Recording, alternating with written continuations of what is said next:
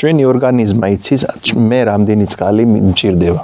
იმის მიხედვით პირი გაშრება, ან თუჩები გაშრება, ან კანი გაშრება, გვეტყვის კანი მჭირდება თუ არა.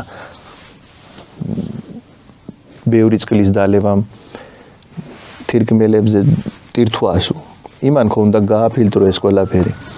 და ბევრი ადამიანი ფიქრობს რომ მარტო წყალი დავლევს ბევრი და წონაში დავიკლები. ეს ამ ქვეყანაში ყველა მეორე ადამიანი წონის დაკლებას ფიქრობ და ამ სექტორში კვების კონსულტანტები რო არიან, ეგრეთ წოდებული კვების კონსულტანტები, აი სასწორებით აწონე დაწონე. მე ხო გავაკეთე ერთი კვება, რომელიც ყველა ადამიანის წონა არ ჭირდება, არ კალორიის დათულება, არაფერი არ ჭირდება. ის ბოსტნეული ხო არის სუფრაზე. ის იქიდან დაიწყე მარტო. იქიდან დაიწყე და მე მიაკოლეთ საჭმელი.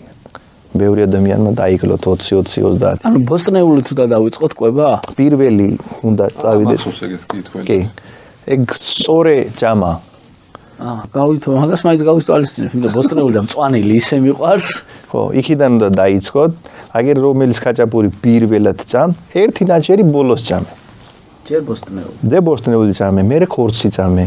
ვინ ეუბნება, რომ მწვადი არა ჭამე, თუ ხაბაბი არა ჭამე. ეგეც ჭამე. ხინკალიც არა ჭამე არ თქვათ რა. ხინკალიც უნდა ჭამოთ. უნდა ჭამო. ვოი, მაგრამ ცომეულია პრობლემა.